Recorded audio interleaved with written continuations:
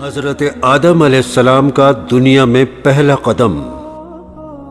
حضرت آدم علیہ السلام سب سے پہلے انسان اور سب سے پہلے پیغمبر ہیں۔ زمین پر انسانی زندگی کی ابتدا حضرت آدم علیہ السلام کے وجود سے ہوئی۔ اس کائنات کو وجود بخشنے والی ذات اللہ کی ہے، وہی اس کائنات کا رب ہے، وہی ہمارا معبود برحق ہے۔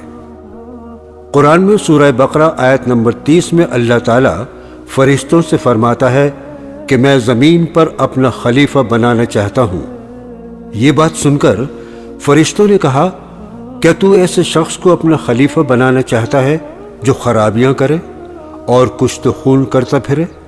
اور ہم تیری تعریف کے ساتھ تسبیح کرتے ہیں۔ اللہ تعالیٰ نے فرمایا، میں وہ باتیں جانتا ہوں جو تم نہیں جانتے۔ اللہ تعالیٰ نے حضرت آدم علیہ السلام کو مٹی سے بنایا اور آپ کا نام آدم رکھا۔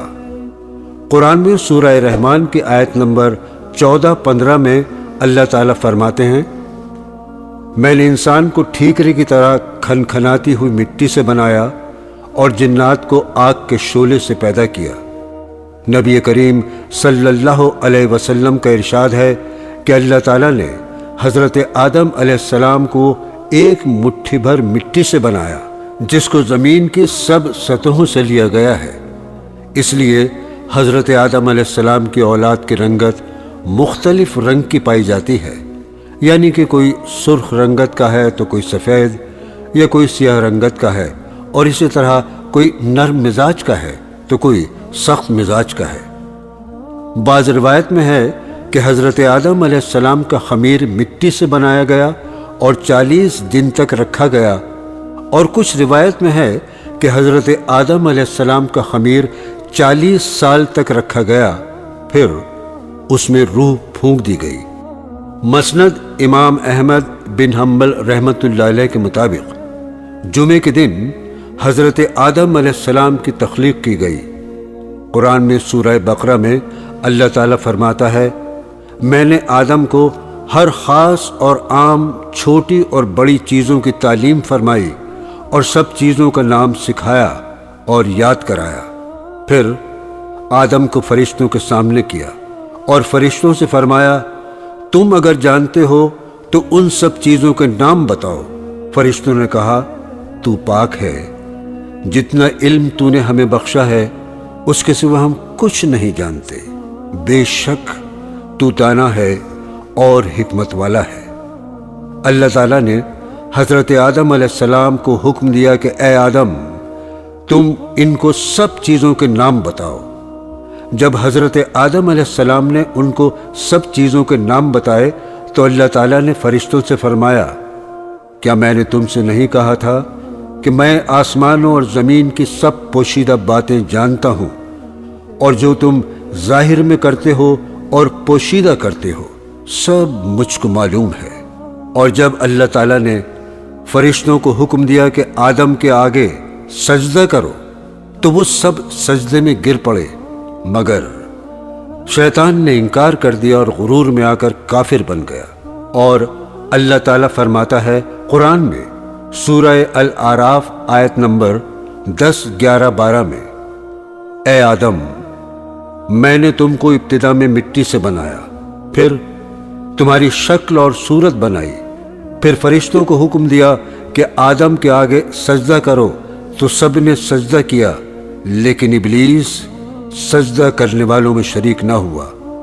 اللہ تعالیٰ نے فرمایا، جب میں نے تجھ کو بھی حکم دیا تھا تو کس چیز نے تجھے سجدہ کرنے سے روک دیا؟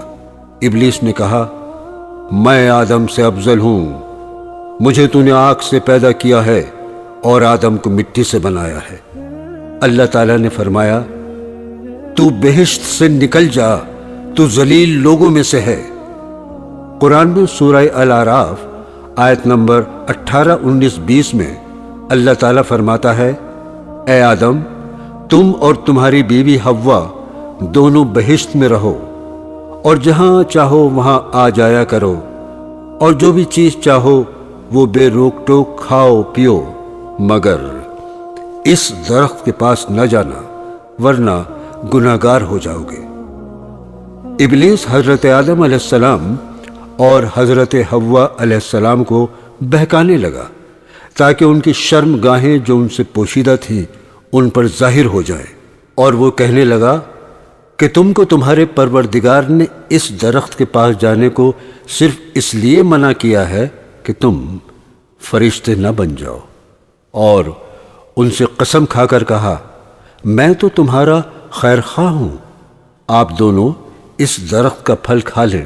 اور اللہ تعالیٰ سورہ بقرہ میں فرماتا ہے، اے آدم تم اور تمہاری بیوی حوا دونوں بہشت میں رہو اور جہاں سے چاہو بے روک ٹوک کھاؤ پیو، لیکن اس درخت کے پاس نہ جانا، نہیں تو ظالموں میں سے ہو جاؤ گے۔ پھر شیطان نے دونوں کو اس درخت کے بارے میں بہکا دیا۔ تب اللہ تعالیٰ نے حکم دیا تم دونوں بہشت سے نکل جاؤ، تم ایک دوسرے کے دشمن ہو اور تمہارے لیے زمین میں ایک وقت تک ٹھکانہ اور معاش مقرر کر دیا گیا ہے۔ پھر حضرت آدم علیہ السلام نے اپنے رب سے معافی مانگی تو اس نے ان کا قصور معاف کر دیا، بے شک وہ معاف کرنے والا بڑا مہربان ہے۔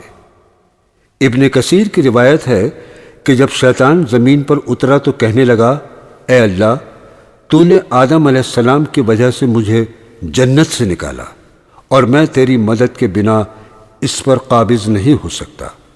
اللہ نے فرمایا تمہیں اس پر مسلط کر دیا۔ اس نے مزید اضافہ مانگا۔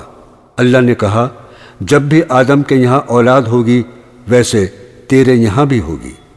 شیطان نے مزید اضافہ مانگا۔